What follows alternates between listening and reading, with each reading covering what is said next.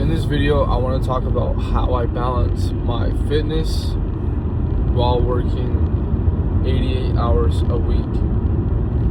So when I first started working out, I definitely wasn't working this much, but I also was like 16 when I started, so I didn't have much responsibilities whatsoever to begin with. But I think a lot of people use working a lot as an excuse to like, oh, I work too much, I don't have time to work out. Even people who work way less hours than 88 a week. So you got to realize what season of life that you're in. If you're working, 80, 90 hours a week, you need to realize that it's probably not a season for you where you're going to be in the gym 5 to 6 days a week. Unless you work at home, right? You can manipulate your hours a lot easier, then it's probably more feasible. But if you're working a job or working for somebody else while working 80, 90 hours a week, you need to manipulate the schedule as much as you can. It's mostly going to be up to your boss, but Jesus.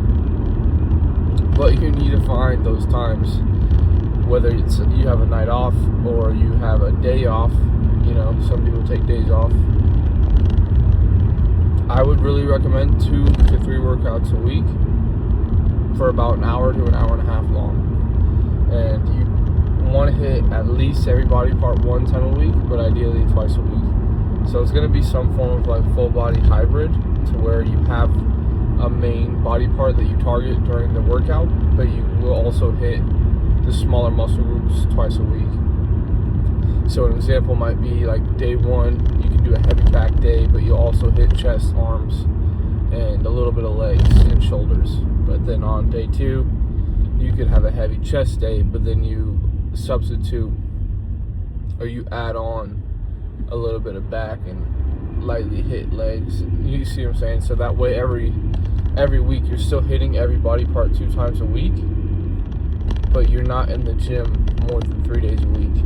And so your workouts will be about an hour to an hour and a half long, with low volume, high intensity workouts. So about 2 to 3 sets per workout, 3 minutes rest, 2.5 to 3 minutes rest, pushing all your sets at least 1 to 2 reps shy of complete muscular failure with good form.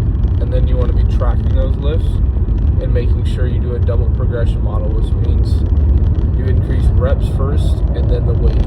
So if you do a 2x6 to 8 on a bicep curl, in week 1 you do 2 sets of 6 for 100 pounds. Next week you go for 2 sets of 7 with 100 pounds.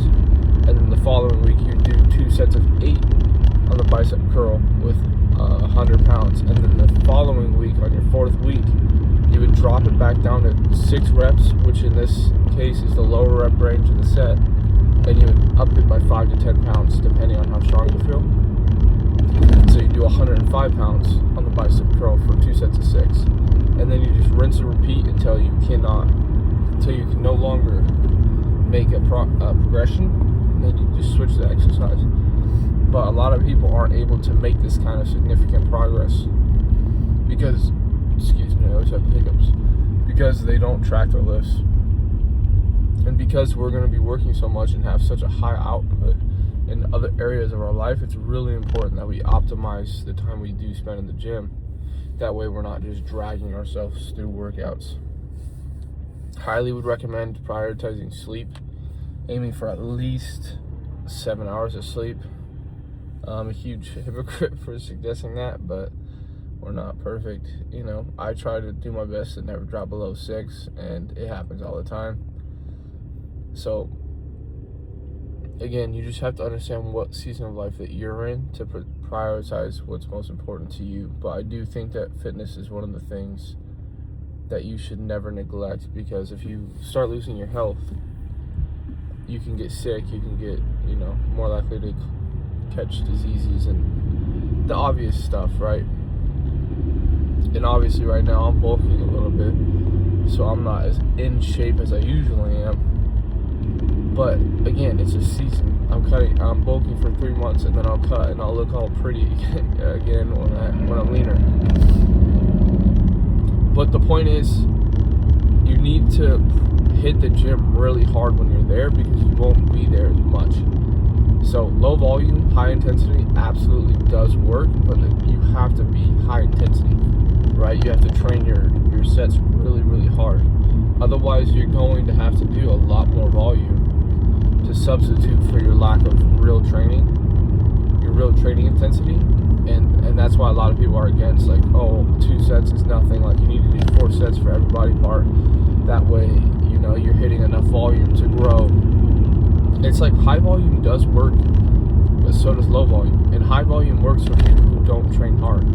If you train all your sets to failure and you're doing 4 sets each body part, there's absolutely no way your body will have enough time to recover in order to make significant progressions. Unless you're someone who's unemployed and has the ability to sleep 10 to 12 hours a day and eat 500 grams of carbs and hydrate perfectly.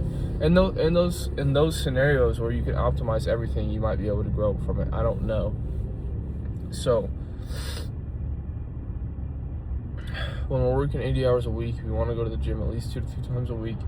I personally go 3 days a week because I have 3 nights that I don't work. So I work the morning up until 3 o'clock, and then I'll work out from 3:30 to usually about 5:30. For me, I usually do about 2 hours because I take long rest periods. I like to take my time, and for me, it's my way of decompressing throughout the week, which is part of like why I don't feel like I burn out, which is what I just talked about yesterday in my other video. If you haven't seen it, go watch it. But I think you just have to, it just comes down to wanting it, man. Like, you think I want to go to the gym after working a whole week of work every day with no rest, and then finally my Monday comes around and I have a night off? You think the first thing I want to do is go work out? Like, some weeks I'm itching. I'm like, damn, I haven't gone to the gym, whatever it is, 4 or 5 days because I've been working. And now it's Monday, so I have a night off to go work out. Some days I just couldn't be bothered to want to go, but it's so habitual. It's in my calendar. I know I have clothes in my backpack from the night before. Everything's set up. I'm already paying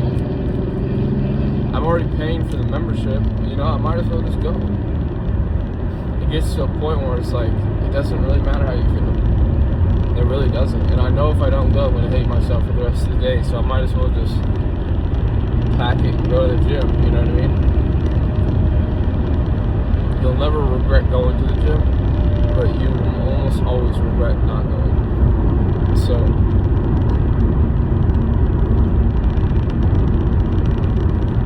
I honestly think I'm in the best shape that I've ever been in, while bulking at least. And I'm working out the least that I ever have.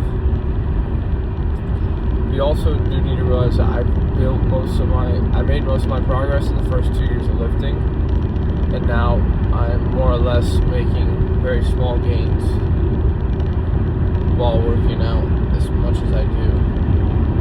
But that's just how it goes, you know. You'll make significant progress the first year or two, and then after that, the gains start to slow down significantly, unless you start taking steroids. So this is a lot shorter of a video, but I just wanted to share that with you guys, because I see a lot of people who work like half the hours a week and have, you know, maybe a kid or two who use that kind of stuff as an excuse to not work out. But in reality, it takes about 2 hours max to work out a few days a week. You know, it's not really a time-intensive thing. It's just an excuse to make yourself feel better about not doing what you're supposed to. But tell us tomorrow. If you guys have any videos you want to see from me, let me know in commenting.